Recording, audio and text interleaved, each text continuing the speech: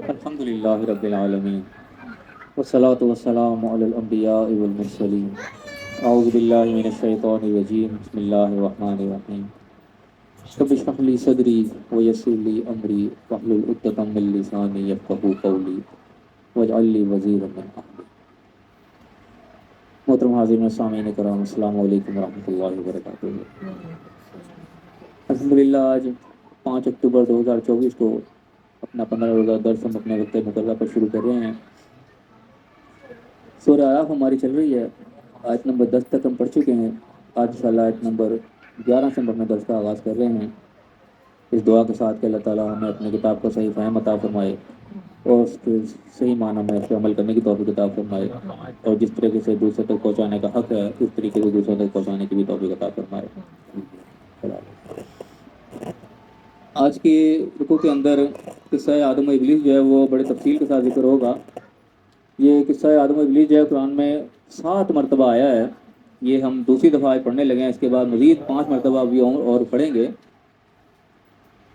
تو اس کی بار بار اللہ تعالیٰ نے اس قصے کو جو دہرایا ہے، ظاہر بات ہے اس کے اندر یقیناً سبق ہے ہمارے لیے۔ تو انشاءاللہ ہم کوشش کرتے ہیں کہ سبق کو ہم سمجھیں کہ اس کے واقعے کے اندر ہمارا سبق کیا ہے ہمارا، جو اللہ تعالیٰ ہمیں سمجھانا چاہتا ہے، اور بار بار اس کو ریپیٹ کیا اللہ تعالیٰ نے اس واقعے کو۔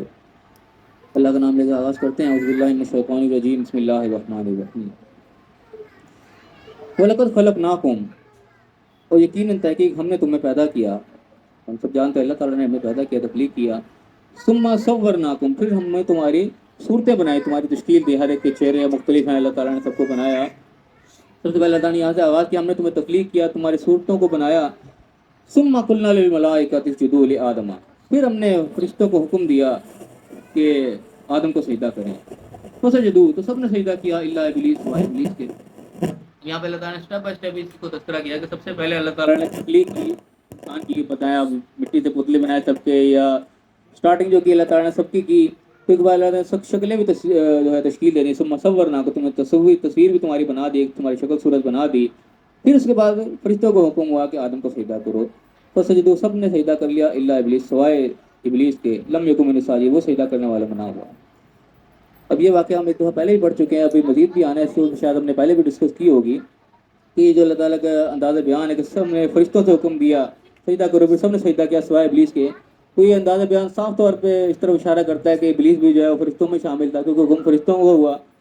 اب یہ ایک ڈسکس ہے جو پہلے بھی ہماری ہوئی ہے، کئی دفعہ یہ ہو جاتی ہے۔ اب اس عام طور پہ ایسی ڈسکس سے میں زیادہ تر گریز کرتا ہوں کہ جس کا ان چیزوں کو اکثر میں آؤٹ آف لیبس کہتا ہوں کہ جس چیز کا ہمارے نصاب سے کوئی تعلق نہیں، اس کو بحثوں میں نہیں پڑھنا چاہیے۔ تو قیامت کے دن اللہ تعالیٰ نے ہم سے پوچھنا نہیں کہ ابلیس کیا تھا، فرشتہ یا جن تھا، لیکن اس آیت کے حوالے سے کوئی نہ سوال تھا، یعنی کہ پیدا ہو جاتا ہے، ایک اعتراض ٹائپ لوگ کر دیتے ہیں اس چیز کے اوپر کہ بتاؤ ابلیس جو ہے کو حکم ہوا سجدے کا، تو حکم تو فرشتوں کو ہوا تھا، فرشتوں والا حکم جو ابلیس کے اوپر کیسے اپلائی ہوگا، بتاؤ یہ فرشتہ تھا۔ اب یہ قصہ اب جو آدم ابلیس جو ہے 7 مرتبہ آیا ہے، اور 7 دفعہ اللہ تعالیٰ نے ملائکہ کا خاص طور پہ تذکرہ کر کے کہا کہ ہم نے فرشتوں کو حکم دیا کہ سجدہ کرو۔ اللہ تعالیٰ ایک دفعہ بھی کہہ دیتا تو کافی تھا، لیکن 7 کے 7 دفعہ اللہ تعالیٰ نے ملائکہ کے لفظ کو دہرایا ہے کہ ہم نے ملائکہ کو حکم دیا، فرشتوں کو حکم دیا سجدہ کرو، سب نے سجدہ کیا سوائے ابلیس کے۔ یہ اسٹائل 7 دفعہ آیا ہے، اور 7 میں سے صرف ایک دفعہ میں اللہ تعالیٰ نے سورہ کہف میں جو واقعہ آئے گا اس میں یہ بتائے گا کہ ابلیس جو ہے وہ کان ملے جن، وہ جن میں سے تھا، باقی کسی تذکرہ میں یہ نہیں آیا۔ تو جب بھی یہ سوال کوئی کرتا ہے کہ بھائی ابلیس کیا تھا، فرشتوں کو حکم دے رہے ہیں تو فرشتوں نے سجدہ کیا سوائے ابلیس نے کیا، ابلیس کا فرشتہ تھا، تو یہ بات کوئی بھی نہیں کہتا کہ فرشتہ تھا، تو کیونکہ صاف ایک آیت کے اندر آ گیا کان ملے جن، وہ جن میں سے تھا، تو جن ہونا تو 100% شیورٹی اللہ تعالیٰ نے صاف کہتے کہ جن میں سے تھا، تو یہ تو کہنا ناممکن کہ وہ جن نہیں تھا۔ تو جن تو تھا، لیکن جن کے ساتھ پھر یہ دوسری بات آتی ہے کہ جن کو سمجھ کے سمجھتے ہیں کہ فرشتہ نہیں تھا۔ یہ بات جو اپنے اندر ایک ڈاؤٹ رکھتی ہے کہ جب ہم کہتے ہیں کہ فرشتہ نہیں تھا، یہ بات قرآن سے ثابت نہیں، قرآن میں یہ کہیں نہیں لکھا ہوا کہ وہ فرشتہ نہیں تھا، جن تھا یہ ہے، وہ حکم فرشتوں کو ہوا۔ جب ہم جن اور فرشتوں کو الگ الگ کرتے ہیں، ہم کہتے ہیں فرشتہ نہیں تھا، تو پھر وہ حکم سے وہ نکل جاتا ہے، حکم یہاں فرشتوں کو ہوا، یہاں پہ جنات کو بھی تذکرہ نہیں، بار بار اللہ نے کہا کہ ہم نے کلنا للملائکۃ، کلنا للملائکۃ، ہم نے فرشتوں کو کہا سجدہ کرو، فرشتوں کو کہا سجدہ کرو۔ جب وہ فرشتہ تھا ہی نہیں سرے سے تو پھر اس پہ حکم ہی نہیں آیا سیدھی طرح۔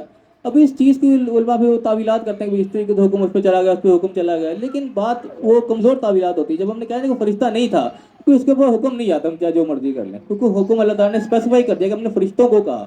جب اس طریقے سے اسپیسیفائی کر کے کہہ دیا جاتا ہے نا کہ ہم نے خاص اس کو کہا، تو وہ حکم وہاں پہ مقید ہو جاتا ہے، پھر وہ اس سے آگے نہیں جاتا۔ اس کی مثال سیدھی سیدھی ہم سمجھ سکتے ہیں کہ ایک کلاس کے اندر 50 بندے بیٹھے ہوئے ہیں، 50 اس میں سے 49 جو ہے وہ سارے آدمی بیٹھے ہوئے ہیں، ایک بیچ میں عورت بیٹھی ہوئی ہے۔ تو وہ آدمی آ کے بھی کہے گا بھی تمام مرد حضرات اس کے دوسرے کمرے میں آ جائیں. اب جو مرد حضرات کا نام لے دے گا تو پھر وہ مرد تک حکم مقید ہو پھر عورت پہ نہیں جائے گا. تو وہ ایک عورت وہاں پہ بیٹھی ہوئی ہے اور اس کے پہلے بھی نیت میں فضول ہے کہ میں نے اس کے کمرے سے جانا نہیں ہے. اب جس نے کہہ دیا کہ مرد ادھر اٹھ کے آئیں، اس کی پہلے نیت اٹھنے کی نہیں، وہ نہیں اٹھے گی، بیٹھی رہے گی. تو اس کو پوچھے کہ ہاں جی آپ کیوں نہیں اٹھی؟ تو کہ آپ نے کہا کس کو ہے؟ آپ نے مردوں کا کہا تو میں مرد تو نہیں ہوں. تو بس سیدھا سا جواب ہوگا کہ اٹھنا تو پہلے نہیں چاہتی، جب مرد کا نام لے دیا تو وہ اس حکم سے نکل گئی. اب اگر وہ الٹا بلکہ وہ اٹھ کے چلی جاتی ہے نا، کہ اس مرد کو حکم دیا وہ بھی ساتھ اٹھ کے چل پڑی، تو الٹا ہی اس کے اوپر آ جاتا ہے بلیم. تو اس کے پوچھا جائے کہ آپ کیوں اٹھ کے آئیں؟ کہ آپ نے اٹھ کہا تھا مجھے کہ میں تو مردوں کا نام لیا، آپ کو مرد ہیں. وہ الٹا شرمندہ کو اس کو بیٹھنا پڑے گا. تو جب مردوں کا نام لے دیا تو حکم مردوں تک محدود ہو جائے گا. تو یہاں پہ بھی بات ہے جب فرشتوں کا نام لیجیے تو فرشتوں کا حکم پھر فرشتوں تک مقید ہو جاتا ہے، فرشتوں کے علاوہ کسی اور مخلوق کو حکم جاتا نہیں ہے. لیکن میں غلط فہمی پیدا ہوتی کیوں ہے؟ فرشتہ نہیں تھا تو اس کو حکم کیسے ہو گیا؟ فرشتہ تو اس کو جن کیوں کہا گیا؟ یہ ایک عجیب سی کنفیوژن سی پیدا ہو جاتی ہے یہاں پہ آ کے. یہ کنفیوژن اصل میں سیدھی سی ہے کہ جو ہے نا، ایک بات ہم شارٹ کٹ کے سمجھتے ہیں کہ اصل میں ایک حدیث آئی ہوئی ہے صحیح مسلم کے اندر. وہ حدیث ہے، اس میں آپ وسلم کا فرمان ملتا ہے کہ اللہ تعالیٰ نے جنات کو جو ہے وہ نار سے بنایا، فرشتوں کو نور سے بنایا اور انسانوں کو مٹی سے بنایا. یہ جملہ اس کے اندر ملتا ہے. تو یہاں پہ جو ہے نا ایک کنسیپٹ ایسا آ جاتا ہے کہ شاید نار کوئی اور چیز ہے، نور کوئی اور چیز ہے اور مٹی کوئی اور چیز، تینوں چیزوں کو نا الگ الگ تصور کر لیا جاتا ہے. لیکن جب ہم غور کرتے ہیں اس چیز کے اوپر تو نار اور نور بیسیکلی دو الگ الگ چیزیں نہیں ہیں. یہ ایک ہی چیزوں کے دو حالتوں کے نام ہے اصل میں. جس طریقے سے ہم کہتے ہیں نا کہ ایک چیز پانی ہے اور ایک چیز برف ہے. اب برف پانی کا ہی حصہ ہے، برف کو الگ چیز نہیں ہے. دو نام الگ الگ لے دیے جاتے ہیں کہ بیسک اس کا ایک ہی ہے. بالکل اس طریقے سے نور اور نار جو ہے نا، یہ بیسیکلی دو الگ چیزیں نہیں ہیں، یہ ایک ہی چیز کی دو حالتوں کے نام ہیں. جس طریقے اس کو ہم لغت میں بھی دیکھ لیں گے تو لغت میں بھی اس کا آپ کو روٹ ورڈ جو وہ ایک ہی ملے گا. ایک ہی لفظ سے نار بنا ہے، اسی روٹ ورڈ سے نور بھی بنا ہے، دونوں ایک ہی چیز ہیں. اور ویسے ہم جب اپنے ویسے آگ اور روشنی بیسیکلی دو کو الگ چیزیں نہیں ہیں. کیونکہ روشنی اپنا بذات خود کوئی وجود نہیں رکھتی، وہ اصل میں آگ ہی جو ہے وہ روشنی کے اندر کنورٹ ہو جاتی ہے. کیونکہ ہم مشاہدہ کریں کہ پوری دنیا کائنات میں جو روشنی کا منبع ہے وہ کیا ہے؟ وہ سورج ہے. سورج کو بجھا دیا ہے تو پوری کائنات میں اندھیرا ہو جاتا ہے، اس کے علاوہ کوئی روشنی کا منبع ہمارے پاس نہیں ہے. تو سورج جو ہے وہ کیا؟ وہ آگ ہے خود. اسی طریقے سے جتنی بھی مصنوعی لائٹیں ہم نے بنا رکھی ہیں، یہ ہماری اے سی لائٹیں چل رہی ہیں، ڈی سی لائٹیں چل رہی ہیں، جتنی بھی چل رہی ہیں، ان کو بھی جب ہم دیکھتے ہیں اب یہ بلب چل رہا ہے، اس کے اندر پیچھے دو تاریں ہیں، تو دو تاروں کو ہٹا کے بلب بیچ میں نکال دو، دونوں کو آپس میں شارٹ کر دیں گے تو اس میں سے بھی آگ ہی نکلے گی. تو بیسیکلی اس تاروں کو ہم نے شارٹ کیا خاص طریقے سے، اس آگ کو ہم نے نور میں کنورٹ کر لیا. تو آگ بیسیکلی اپنے اندر ایک، ہم جانتے ہیں کہ اس کے اندر ایک شر کا عنصر زیادہ ہے، آگ کے اندر نقصان دہ چیز زیادہ ہے اور نور کے اندر، روشنی کے اندر نقصان دہ چیز نہیں ہے. تو یہ حدیث کے اندر آپ نے ایک تشبیہ دی اس چیز کے کہ جنات جو ہیں بیسیکلی وہ نقصان دہ اپنے اندر زیادہ رکھتے ہیں، وہ نار کے بنے ہوئے ہیں. اور فرشتوں جو فرشتوں کے اندر نقصان دہ عنصر نہیں ہے، وہ اس کے جو فائدہ مند جو نور سے بنے ہوئے ہیں، آگ یعنی کہ جو فائدہ مند کنڈیشن میں آئی وہ فرشتوں کی صورت میں، اور جو نقصان دہ شکل وہ جنات کی صورت میں ہے. تو اس میں آپ صرف دو حالتوں کا تذکرہ کیا اور دو چیزیں الگ الگ نہیں ہیں. بس ہمارے ذہن میں غلط فہمی یہ ہوگی کہ آپ نے دو چیزوں کا نام لیا تو ہم نے سمجھا کہ دونوں چیزیں ہی الگ الگ ہیں. لیکن نار اور نور پہ جب غور کریں گے وہ الگ الگ نہیں ہے، وہ ایک ہی چیز ہے. تو اسی لیے یہاں پہ بیسیکلی یہ جنات اور فرشتے ایک ہی چیز کا نام ہے. جس طریقے سے انسان بیسیکلی ایک چیز ہے نا، انسان کے اندر ہی نبی ہوتے ہیں، نبی کو علیحدہ مخلوق نہیں ہوتے. انسانوں کی ایک اعلیٰ مخلوق جو ہے وہ اعلیٰ کیٹیگری کو نبی کہا جاتا ہے. اسی طریقے سے میرے کنسیپٹ کے مطابق جنات ہی بیسک چیز ہیں، انہی کی جو ایک اعلیٰ کیٹیگری نا اس کو فرشتوں کا نام دیا گیا، وہ اعلیٰ مخلوق ہے وہ فرشتے ہیں. انہی اعلیٰ مخلوق کے اندر یہ بھی بیچ میں شامل تھا ابلیس جو تھا. لیکن بیسیکلی یہ فرشتہ والی سی چیز کا دنیا جیسے انسانوں کا تو منافق ہوتے ہیں نا، کہ مسلمان بن کے بیچ میں شامل ہوئے ہوتے ہیں، لیکن ہوتے ہیں منافق کے اندر تو کافر ہوتے ہیں.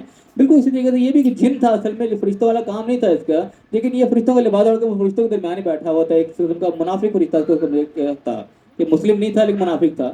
تو اس کا نفاق کو دور کرنے کے لیے اللہ تعالیٰ نے سارا سسٹم اس طریقے سے کیا. اس طرح پچھلے سورہ بقرہ میں جو گزری نا، اس میں یہ چیز گزری جب اللہ تعالیٰ نے تذکرہ کیا کہ میں یہ بنانے والا ہوں زمین کے اوپر نائب. تو انہوں نے کہا کہ تو اس کو کیوں بنانے لگا؟ ہم تیری زیادہ تعریف کرتے ہیں، ہم تیرے زیادہ حقدار ہے کہ ہمیں تو اس قسم کے وہ نائب بنا. تو اللہ تعالیٰ نے کہا میں وہ جانتا ہوں تم نہیں جانتے. یعنی وہ اللہ تعالیٰ نے یہ بات کی تھی کہ تمہارے درمیان کون چھپا بیٹھا تمہیں نہیں پتا، یہ اس لائق نہیں ہے کہ یہ دیا جائے. تو اللہ تعالیٰ نے پھر ایسی سچویشن بنائی کہ اس کا نفاق جو تھا نا وہ کھل کے سب کے سامنے آ گیا. جب اللہ تعالیٰ نے سجدہ کرنے کا حکم دیا نا تو وہاں اس کی بس ہو گئی کہ میں سجدہ نہیں کر سکتا. وہ اس وقت اس کا نفاق جو تھا اندر کا جو چھپا ہوا تھا شیطانوں کھل کے باہر آ گیا، سب کے سامنے اس کی اصلیت کھل گئی اور اس کو پھر وہاں سے دھکے دے کے نکال دیا گیا. تو یہ اصل میں سین اس طریقے سے ہے کہ جو حکم دیا فرشتوں کو وہ اس کے اوپر اسی لیے اپلائی ہوا کہ یہ انہی کے بیچ میں بن کے بیٹھا ہوتا، انہی کا لبادہ اوڑھ کے بیٹھا ہوتا، فرشتے کی حیثیت سے وہاں بیٹھا ہوا تھا. جب اس کو حکم ہوا اور جب اللہ نے حکم دیا تو اس حکم سے باہر نہیں نکلا. اس نے یہ نہیں کہا کہ مجھے تو حکم ہوا ہی نہیں، اس نے بلکہ اور لاجک پیش کی، وہ آگے ہم پڑھیں گے اس کے. تو اللہ نے کہا کہ جب ہم نے فرشتوں کو حکم دیا تو سب نے سجدہ کر لیا، لیکن اس ابلیس نے نہیں کیا سجدہ. لم یکن من الساجدین، سجدوں کرنے والوں میں نہیں شامل ہوا. قال پھر اللہ تعالیٰ نے کہا کہ ما منعک الا تسجد اذ امرتک، تجھے کس چیز نے منع کیا کہ تو نے سجدہ نہیں کیا جبکہ تجھے حکم بھی ہوا. अल्लाह ताला डायरेक्ट कहता है तुझे हुक्म हुआ है तो रिश्तों में शामिल है, तो जब भी तो हुक्म है तो तूने क्यों नहीं सजदा किया? तो उसने ये नहीं कहा कि मैं तो फरिश्ता नहीं, मैं तो जिन हूँ। उसने क्या कहा, काला अना खैरुम मिन्हु, मैं इससे बेहतर हूँ। उसने दूसरा लॉजिक पेश किया कि मैं इससे बेहतर, मैं क्यों सजदा करूँ। और बेहतरी का उसने क्या दलील दी, खलकतनी मिन नार, तूने मुझे नार से पैदा किया, वो खलकतहु मिन तीन, को तूने मिट्टी से पैदा किया। उसने अपने जोम के अंदर आग को ज़्यादा सुपीरियर समझा और मिट्टी को जो है उसने उसको कमतर समझा। हालांकि ये बात देखा जाए तो कोई ऐसी लॉजिकल भी नहीं है कि आग को हम समझेंगे आप बहुत सुपीरियर, मिट्टी जो है वो है। आग और मिट्टी का आपस में मुकाबला कीजिए तो आग मिट्टी को कोई नुकसान नहीं पहुंचाती बेसिकली, और मिट्टी के ऊपर आग के ऊपर मिट्टी फेंक दिया तो आग बुझ जाती है। तो यहाँ भी देखा जाए तो कोई मुकाबला है नहीं, लेकिन बेसिकली उसके अंदर अपना नफाक था, वो अपनी तजलील चाहता नहीं था, वो अपनी तजलील महसूस कर रहा था कि मेरी जगह कोई और उठ के आ जाए, मैं उसको सजदा करूँ। तो उसने बहाना ये बनाया कि मैं तो इससे बेहतर हूँ, मैं क्यों करूँ सजदा, मैं आग से बना हुआ हूँ, ये मिट्टी तूने पैदा किया, गंदी चीज़ मेरे सामने तूने बना दी, तो मैं तो उसको नहीं कर सकता। तो लड़का का काला फहबित मिना, लड़का का अब उतर जाए यहाँ से अब नीचे। अब ये जो तो एक बुलंद मुकाम पे बैठा हुआ है, अब यहाँ पे फहबित के अल्फाज हैं, फहबित कहते हैं उतर जाने को नीचे, यानी कि बुलंदी से उसको नीचे उतारा जा रहा है कि ये जिस बुलंद स्टेज पे तू आगे बैठा हुआ है जिस कैटेगरी में, तू उसके काबिल नहीं, उतर नीचे, अब यहाँ से उतर। तो अल्लाह ताला को पता था ये मुनाफिक है, पहले अल्लाह ताला जानता था दिलों को, लेकिन बाकी फरिश्तों को नहीं पता था जिनकी महफिल में ये बैठा हुआ था। तो अल्लाह ताला ने इसका पर्दा सबके सामने चाक करवा दिया। तो उसने साफ कह दिया कि मैं तो नहीं काम कर सकता। अल्लाह ने कहा बस ठीक है, हुक्म अदूली की यहाँ गुंजाइश नहीं है, क्योंकि फरिश्तों के बारे में ये क्लियर डलाने लगा कि फरिश्ते अल्लाह के हुक्म के अदूली नहीं करते, जो उनको हुक्म दिया जाता है वही करते हैं। जब हुक्म अदूली होगी तो उस वक्त उससे वो मेडल छीन लिया गया, वो उसका उससे उतार दिया गया, तो उसको नीचे फेंक दिया गया, बस अब तो उस काबिल नहीं था। ये कैटेगरी उन लोगों की जो हुक्म अदूली नहीं करते, तो हुक्म अदूली हो गई। अब वो फरिश्ते का टाइटल जो है उससे ले लिया गया और उसके कहा क्या उतर यहाँ से, तू उस काबिल नहीं है। फमा यकून लका, तेरी क्या जरूरत है कि तकब्बर फीहा, तू यहाँ रह के तकब्बुर करे, तकब्बुर की बात करे, मैं तो ये कह रहा हूँ सजदा को, तू कह रहा मैं इससे बेहतर हूँ, ये तेरे लायक नहीं। अब यहाँ से फखरुजिन नका मेरा सागरीन, निकल जाए यहाँ से, अब तू सागरीन में ज़लील ख्वार लोगों में से, अब ये तू उस कैटेगरी में बैठने काबिल नहीं रहा, निकल जाए यहाँ से। अल्लाह ताला ने उसको धुतकार के नीचे उतार दिया। अब ये उसकी यानी कि इस दर्जे की बेइज्जती थी जो उसके बर्दाश्त से बाहर थी कि उसने अपनी गलती को गलती भी नहीं तस्लीम करिया, बल्कि अब वो अकड़ गया। उसने कहा काला, आगे क्या करा, अनज़िरनी इला यौम युबअसून, कि ठीक है अब तू मुझे यहाँ से निकाल तो रहा है, अब तो मुझे मोहलत दे, इला यौम युबअसून, वो उठाए जाएंगे सब लोग, उसको गिनती का मुझे मोहलत दे। अल्लाह ने कहा काला इन्नका मिनल मुनज़रिन, जा तुझे मोहलत है, निकल जा, तुझे मोहलत दी, जा तू कर सकता है जो कर ले। अब आगे उसने यानी कि पूरी पूरी टक्कर ले ली, यहाँ पे आके वो खुल के सामने आ गई उसकी असलियत। काला कहने लगा फबिमा अग़वयतनी, अब जो तुमने मुझे यहाँ से रांदा दरगाह कर दिया, जिस रास्ते से मैं यहाँ पे आता जाता तब तुमने यहाँ से धुतकार दिया मुझे, अब मैं क्या करूँगा, लअक़उदन्ना लहुम सिरातकल मुस्तकीम, अब मैं तेरे सीधे रास्ते के ऊपर इनके साथ आगे आके बैठूंगा, अब इनके सीधे रास्ते मैं सिरात मुस्तकीम पे नहीं चलने दूंगा, इनके रास्ते में आके मैं बैठूंगा, रोड़े अटकाऊंगा। सुम्मा लआतियन्नहुम मिन बैनि अयदीहिम व मिन खल्फिहिम, फिर मैं आऊँगा इनके पास, इनके आगे से, इनके पीछे से, वान ऐमानिहिम वान शमाइलिहिम, उनके दाहिने तरफ से भी, इनके बाएं तरफ से भी, यानी कि चारों तरफ से हमला करूंगा। अब मैंने इनको छोड़ना नहीं है, और सीधी सीधी दुश्मनी डल गई है, अब मैं चारों तरफ से इन पर हमला करूंगा। वला तजिदु अक्सरहुम शाकिरीन, और तू इनकी अक्सरियत को शुक्रगुजार नहीं पाएगा। यानी कि अब यहाँ पे उसने सीधी सीधी टक्कर ले ली, उसकी बेइज्जती इस लेवल की होगी कि उसके बर्दाश्त से बाहर हो गई, उसने अपनी गलती माफ़ी नहीं मांगी, बल्कि वो अड़ गया, ठीक है ऐसा तो ऐसे किया, मैं तो गया ही गया, अब मैं इनको भी लेकर डूबूंगा, इनको भी मैंने नहीं निकलने नहीं देना। तो उसने क़यामत तक अल्लाह ताला से मोहलत मांग ली। अल्लाह ने कहा जा ठीक है तो ये मोहलत है। तो उसने वहाँ से जनाब उसने अल्लाह की इज़्ज़त की कसम खाई। यहाँ पे इज़्ज़त की कसम का तस्करा नहीं है, आगे हम जाएंगे वहाँ पे ये भी मिलेगा कि अल्लाह की इज़्ज़त की उसने कसम खा ली, तेरी इज़्ज़त की कसम, मैं इनको छोड़ूंगा नहीं, अब मैं इनकी तरफ हमला करूंगा, चारों तरफ इनके साथ मुस्तकीम पे बैठूंगा, हर तरफ से इन पर हमला आवरूंगा, और तू इनकी अक्सरियत को शुक्रगुजार नहीं पाएगा, अक्सरियत तेरे नाफरमान ही होंगे। इनको तूने इतना बड़ा अहदा दे रहा है, इनको नायब बना रहा है, ये इस काबिल नहीं है, मैं तो ये साबित करके दिखाऊंगा ये चीज़। वो अल्लाह से टक्कर लेके वहाँ से निकल आया। अल्लाह ने कहा काल अखरुज मिन्हा मदहूरा, अल्लाह ने कहा निकल जाए यहाँ से ज़ुलील ख्वार होकर, तू यहाँ रहने के लायक नहीं रहा, निकल यहाँ से। अल्लाह ने कहा अगर लमन तबे का, जो मिनहुम, जो इनमें से तेरी ताबेदारी करेंगे, तेरी पैरवी करेंगे, लअमलअन्ना जहन्नमा मिनकुम अजमाइन, मैं तुम सबसे जहन्नम को भर दूंगा, तुम सबका ठिकाना जहन्नम ही होगा, तो मैं माफ़ी किसी की नहीं होगी। यानी कि जो उनको मैं बना रहा हूँ, जिनको नायब बना रहा हूँ मैं, वो भी अगर तेरे पीछे चलेंगे तो वो भी सब जहन्नम में जाएंगे। अल्लाह ने परवाह किसी की नहीं की कि तू मेरे बंदों को गुमराह करेगा, तू कैसे कर सकता है, मैं बचाऊंगा अपने बंदों को। अल्लाह ने बचाने की कोई बात नहीं की। अल्लाह ने कहा ठीक है तुझे भी खुली छुट्टी है, तू भी जाएगा जहन्नम में, जो तेरे पीछे लगे वो भी सबके सब जहन्नम जाएंगे, जहन्नम को भर दूंगा तुमसे। अब यहाँ तक ये काम हो गया मुकम्मल। यहाँ पे जो है इब्लीस को यहाँ से निकाल दिया गया। अब यहाँ पे आगे जब उसने आगे वार कैसे शुरू किया उसका तस्करा यहाँ पे आ रहा है, और ये तस्करा आगे सारा सिर्फ इसी जगह पे आएगा। ये यानी कि जगह जो सबसे ज़्यादा डिटेल यहीं पे आई है, बाकी आगे 5 मकामात और भी हैं, वहाँ पे कहीं इतनी डिटेल नहीं मिलेगी जितनी यहाँ पे है। अब जब उसको वहाँ से धक्के धक्के निकाल दिया गया, काम खत्म हो गया वहाँ का। अब जो है आदम अलैहिस्सलाम से अल्लाह ताला यहाँ मुखातिब हुआ। अल्लाह फरमाएगा या आदमो, ए आदमो, या आदम उस्कुन अंत व ज़ौजुकल जन्नता, ए आदम तू भी और तेरे जोड़ा भी, तेरी बीवी भी अब जन्नत में रहो यहाँ पे। फकुला मिन हैसु शि'तुम, अब तुम खाओ पियो यहाँ से, यहाँ से तुम्हारा दिल चाहता है। वला तकरबा हाज़िही शजरा, इस तरफ के अब करीब ना जाना। अब ये वो शुरू हो गया इम्तहान वाला मामला कि डू एंड डोंट्स यहाँ पे शुरू हो गए। अल्लाह ताला ने एक तरफ फ्री हैंड दिया, ठीक है जन्नत तुम्हारी, जो मर्जी खाओ पियो। एक चीज़ से मना कर दिया कि तुमने इस तरफ के करीब नहीं जाना। पता कौन है मैंने ज़ालिम, तुम जालिमों में से हो जाओगे, तुम नाइंसाफ़ी कर बैठोगे अपने साथ, ये काम नहीं करना। अब इसके ऊपर मुख्तलिफ सवाल हैं, वो शजर कैसा था, वो दरख्त क्या चीज़ थी, इसके भी वो मुख्तलिफ अकवाल हैं। बहरहाल जो भी था, अल्लाह ताला की तरफ से एक इम्तहान डल गया, जिससे कि हमारा अल्लाह ताला ने मुख्तलिफ इम्तहान डाल रखे हैं। अल्लाह ने मना कर रखा है तुमने ये काम नहीं करना, ये काम नहीं करना, लेकिन हम भी घूम फिर के वही काम करते हैं। जिस चीज़ को अल्लाह ने मना कर रखा है, बुराइयों से वही बुराइयाँ हमारे यहाँ कसरत से पाई जाती हैं। अल्लाह ने कहा झूठ ना बोलो, झूठ सारे आम होता है हमारे यहाँ। अल्लाह ने कहा लोगों का हक मत खाओ, कम मत तोलो, बुरा ना, लेकिन जितनी चीज़ें मना कर रखी हैं उतनी चीज़ें कसरत से हमारे मुआशरे के अंदर मौजूद है। कहने को सब मुसलमान ही कहला रहे होते हैं, लेकिन काम वही कर रहे हैं जिसे अल्लाह ने रोका। तो यही काम का आगाज़ पहले से समझो हो गया कि जन्नत में आदम अलैहिस्सलाम को उनकी बीवी को भेज दिया गया, खुली छुट्टी दे दी गई, जो मर्जी करो, जो मर्जी खाओ पियो हर जगह, लेकिन बस इस शजर के करीब तुमने नहीं जाना, वरना तुम जालिमों में सो जाओगे। और वहाँ पे वो शैतान पहुँच गया, फिर अपने जो है वो उसने मुकाबला शुरू हो गया कि फवस्वसा लहुमा शैतान, फिर उन दोनों को शैतान हो जाए फिर वसवसा डाला, उनको जो है पट्टी पढ़ानी शुरू कर दी। इसलिए वसवसा डाला लियुबदिया लहुमा मा वूरिया अनहुमा मिन सवातिहिमा, उनको ऐसा वसवसा डाला कि उनके जो शर्म की चीज़ है वो उनके ऊपर फिर जो है वाजे करते खोल दे। वकाला, फिर कहने लगा कि मान हाकुमा रब्बुकुमा अन हाज़िही शजरा, तुम्हें पता है तुम्हारे रब ने तुम्हें इस शजर से क्यों मना किया है? इल्ला अन तकूना मलकैन, या कि तुम दोनों के दोनों फरिश्ते बन जाओगे, और तकूना मिनल खालिदीन, या तुम हमेशा की ना अख्तियार करोगे। यानी कि तुम्हें अल्लाह ताला ने चीज़ से रोका है कि तुम या तो ये खा के तुम्हारी बादशाहत बन जाएगी हमेशा के लिए, या तुम खालिदीन हो जाओगे, हमेशा हमेशा तुम रहने वाले होगे, तुम्हें यहाँ से कोई निकालने वाला नहीं होगा। मुख्तलिफ किस्म के जब वसवसे उनको डालने शुरू कर दिए। वक़ासमहुमा, दोनों से कसम खाई कि इन्ना लकुमा लमिन नासिहीन, तो कसम की बात है कि मैं तुम्हारा बड़ा ही ख्याल रखूँगा, तुम्हारी गलती नहीं पट्टी पढ़ा रहा, तुम्हें बिल्कुल सही कह रहा हूँ। उनको जो है वसवसा डालना शुरू कर दिया शैतान ने। फदल्लाहुमा बिगुरूर, तो फिर उनको अपने धोखे के अंदर वो ले आया, यानी कि वो लग गया ना पीछे शैतान ने, तो उनको टारगेट ये था कि उसने बहकाना। अभी इसमें बस उसने पता नहीं कितना टाइम लगा होगा, मैं तो बजाय शॉट ऐसा लगता है फटाफट मामला हो गया। वल्लाह कितने अरसा उनके पीछे लगा रहा हो, लगा कि उसने तो टारगेट उसका यही था, उसने तो हर गुमराह करना ही करना था।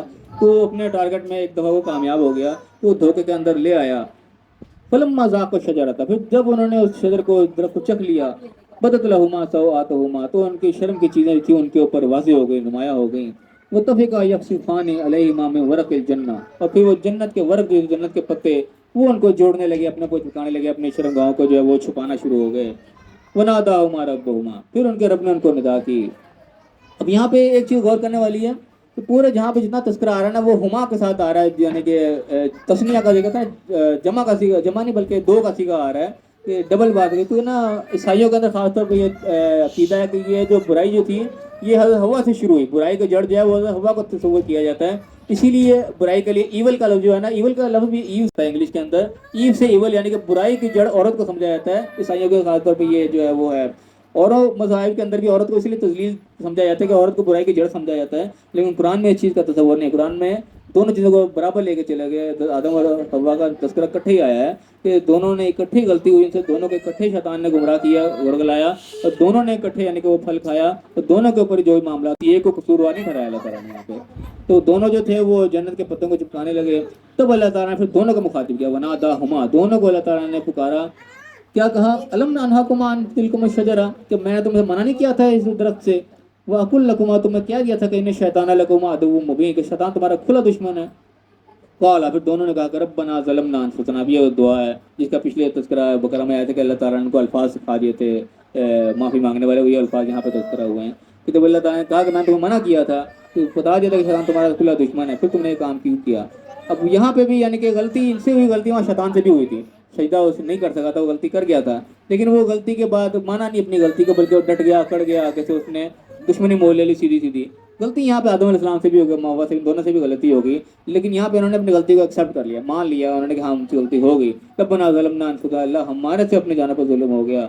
वइल्लम तग़फ़िर लना, तूने हमें माफ़ ना किया, वतरहमना, हम पर रहम ना किया, लनकूनन्ना मिनल ख़ासिरीन, हम तो फिर गए काम से, हम तो नुकसान उठाने वाले हो जाएंगे।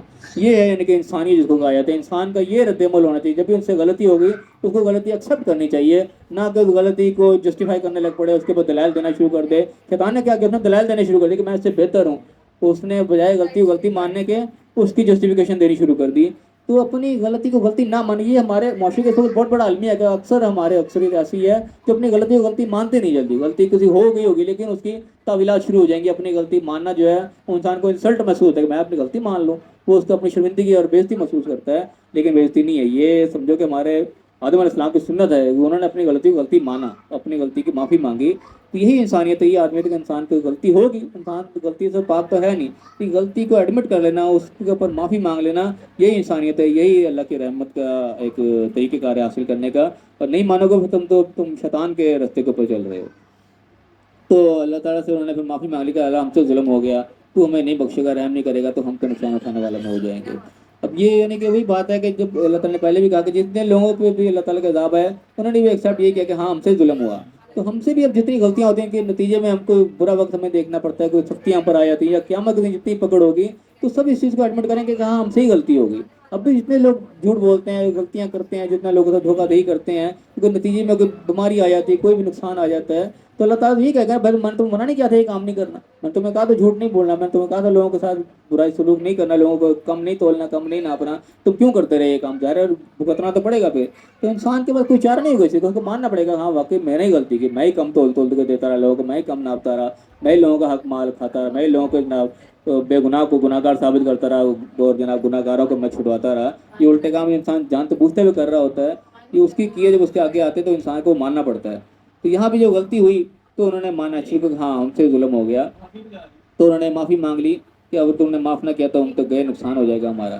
تو اللہ نے کہا کہ معافی اللہ نے یہاں پہ قبول کر لی. اب یہاں پہ معافی قبولیت کا تذکرہ نہیں ہے, لیکن وہ اگلے مقامات پر رہیں گے تو اس میں تذکرہ میرے کا اللہ تعالیٰ نے کی توبہ کا قبول کیا. یہاں پہ شارٹ کر کے بات کو اللہ نے کہا کالا بتو بعضکم لبعض عدو, اللہ نے کہا اب ٹھیک ہے اترو یہاں سے. اب جنت سے اترنے کا حکم ہو گیا سب کو, ٹھیک ہے تم نکلو, یہاں کا ٹیسٹ اتنا ہی تھا, اس ٹیسٹ میں تم فی الحال یہاں فیل ہو گئے. اللہ نے معافی کو وہاں پہ لی, سزا نہیں دی, کہا کہ ٹھیک ہے اب یہاں سے اتر جائے, ایک اسٹیج پوری ہو گئی, اب تم یہاں سے نکلو زمین پہ. وَلَكُمْ فِي الْأَرْضِ مُسْتَقَرٌّ وَمَتَاعٌ إِلَىٰ حِينٍ, اب تم ایک دوسرے کے یہاں پہ دشمن ہو, ہمیشہ کے لیے تمہاری دشمنی پڑ گئی ہے, شیطان تمہارا دشمن اس نے یہاں ثابت کر دیا, اب یہ دشمنی قائم رہنی ہے تمہاری, اور تمہارے لیے زمین کے اوپر ٹھکانا ہے, اور ایک وقت مقررہ تک تمہارے لیے مال متاع وہاں پہ تمہارے لیے سامان جو اللہ تعالیٰ مہیا کرے گا. قَالَ فِيهَا تَحْيُونَ, تم اسی کے اندر زندہ رہو گے, وَفِيهَا تَمُوتُونَ, اسی میں تم مرو گے بھی, وَمِنْهَا تُخْرَجُونَ, اسی پہ تم دوبارہ نکالے بھی جاؤ گے. اس سے پچھلے مقام جو سورہ بقرہ میں ہے وہاں پہ اللہ تعالیٰ نے کہا کہ تم نکلو یہاں پہ, اب جب تمہاری طرف میری طرف سے ہدایت آئیں گی تو جو اس ہدایت کی پیروی کرے گا اس کے اوپر کوئی خوف کم نہیں ہوگا. یہاں پہ وہ جملہ نہیں ہے, یہاں پہ دوسری بات آ گئی کہ تمہاری دشمنی آپس میں پڑ گئی ہے, اب تم وقتی طور پہ کچھ عرصہ تم زمین کے اندر رہو گے, زمین پہ وہاں سے تم نے وہیں زندگی ہونی, وہیں تمہاری موت ہونی ہے, اور پھر وہیں سے تم نکلو گے, اور نکل کے کہاں ہوگے دوبارہ یہیں آنا ہے, کہ جہاں سے ہم نکلے ہیں اسی جنت کی طرف ہم نے اصل میں واپس جانا ہے. اس کا یہ ٹائم پیریڈ ہم نے یہاں پہ گزارنا ہے جو ہم اس وقت گزار رہے ہیں, اور شیطان کے ساتھ ہماری دشمنی ہے وہ ازل سے چل رہی ہے اور اینڈ تک وہ چلنی ہے, کہ اس نے ہمیں صحیح راستے سے روکنا ہے. اللہ تعالیٰ نے ہمیں صحیح راستے پہ چلنے کا حکم دیا ہے. اسی طرح کا حکم ہے کہ آدم علیہ السلام کو تو جو اسٹارٹ تھا کہ یہ کام نہیں کرنا, باقی جو مرضی کرو, شیطان نے وہی کام کروایا. تو وہی ڈو اینڈ ڈونٹ اللہ تعالیٰ نے آج ہمیں دیے ہیں کہ یہ کام نہیں کرنا, باقی تمام کام تم جو ہے وہ کر سکتے ہو. کہ وہی کام آج ہوتا ہے کہ شیطان ہم سے وہی کام کرواتا ہے جو کہ اللہ تعالیٰ نے منع کر رکھے ہیں. تو اللہ نے یعنی کہ اسٹارٹ سے ہمیں بتایا کہ کیسے دنیا کے اندر اللہ نے انسان کو بھیجا, تو وہاں سے سارا واقعہ ہو گیا, تو پھر جنت سے اترنے کا حکم ہو گیا, اور زمین پہ انسان کو بھیج دیا گیا, تو بتایا گیا یہیں تم ٹھکانہ گزارو گے ایک وقت مقررہ تک. یہی وہ وقت مقررہ تک ہم اب یہاں پہ دنیا میں موجود ہیں. وقت کسی کا بھی کسی وقت بھی ختم ہو جانا ہے, وقت مقررہ کتنا مقررہ وہ اللہ کی پتہ ہے, ہمیں نہیں بتایا اللہ تعالیٰ نے. تو وقت ہمارے سامنے, لوگ آ رہے ہیں جا رہے ہیں, ہم نے بھی کس دن چلے جانا ہے. تو یہ تھوڑا سا ٹائم پیریڈ ہم نے گزارنا ہے, شیطان کے ساتھ ہماری ٹسل جو ہے وہ چل رہی ہے, اس میں ہمیں برائی کی طرف لگانا ہے, اور ہم نے اپنے آپ کو برائی سے بچانا ہے. تو اللہ نے کہا یہیں پہ تم رہو گے, یہیں پہ تمہاری موت واقع ہوگی, اور یہیں سے پھر تم نکالے جاؤ گے. یہ آخری لفظ ہے, یہیں سے تم نکالے جاؤ گے.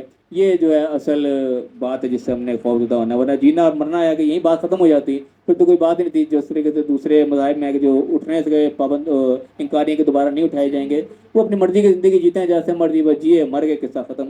لیکن جو اگلی بات ہے نا وہ مینہ تخرجون, اسی سے تم دوبارہ نکالے جاؤ گے.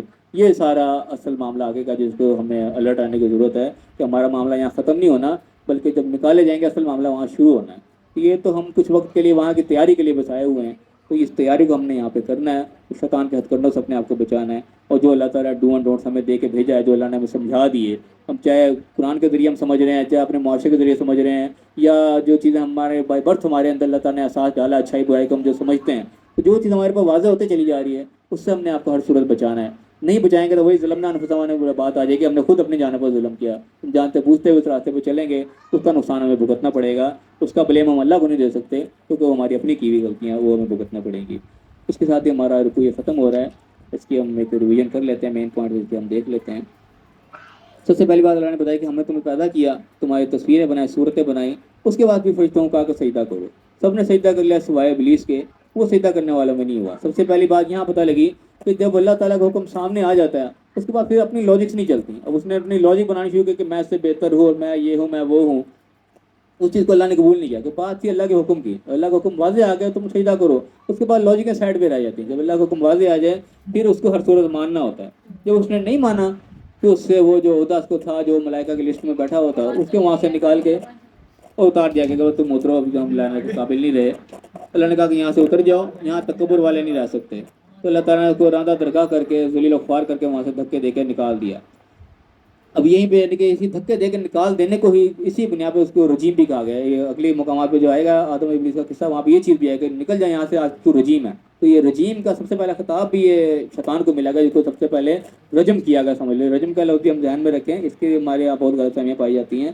تو شیطان کو اس دھکے دے کے نکالے، جو ذلیل و خوار کر کے دھکے دے کے نکالا گیا، اس بنیاد پہ اس کا نام رجیم پڑا. تو یہ دھکے دے کے نکال دینے کو اصل میں رجم کرنا کہتے ہیں، نکال دینا. ہمارے یہاں رجم کا جو ہے نا کچھ کنسیپٹ اور ہے لیکن قرآن کے اندر کنسیپٹ کچھ اور ہے. تو یہاں پہ رجیم کا لفظ نہیں، انشاءاللہ ہم آگے پڑھیں گے، یہ لفظ بھی آگے آئے گا اس کے اندر. تو اللہ نے وہاں پہ اس کو کہا کہ دھکے دے کے نکل جائے یہاں سے. تو اس نے بجائے یہاں پہ اپنی غلطی ماننے کے وہ آگے سے اکڑ گیا. اس نے کہا اللہ تعالیٰ مجھے مہلت دے. تو نے یہاں تو میری بےزتی جو کرنی تھی کر دی، اب اس کو اپنی بےزتی برداشت نہیں. اس نے کہا مہلت دے مجھے جب تک یہ لوگ اٹھائے جائیں. قیامت تک اس نے مہلت مانگی. اب اس نے کہا میں ان کو چھوڑوں گا نہیں، اب تو میں ان کے صراط مستقیم پہ بیٹھوں گا، ان کو بہکاؤں گا، ان کے آگے سے بھی آؤں گا، پیچھے سے بھی آؤں گا، دائیں سے بھی بائیں، چاروں طرف. اس نے کہا چاروں طرف سے میں ان کا حملہ آور ہوں گا. تو اکثریت کو ان میں شکر گزار نہیں پائے گا. اور واقعی اس نے یہ کر کے دکھایا. اور اللہ تعالیٰ نے اس چیز کو باقاعدہ قرآن میں ایڈمٹ بھی کیا کہ اس نے جو وعدہ کیا تھا واقعی پورا کر کے دکھایا. اس نے اکثریت کو جو اپنے ساتھ ملا لیا. اس چیز کو اللہ نے بھی ایڈمٹ کیا ہے قرآن کے اندر، آیت کے اندر ہم پڑھیں گے کہ شیطان جو چیلنج لے کے نکلا تھا اس نے اپنا چیلنج پورا کر کے دکھایا.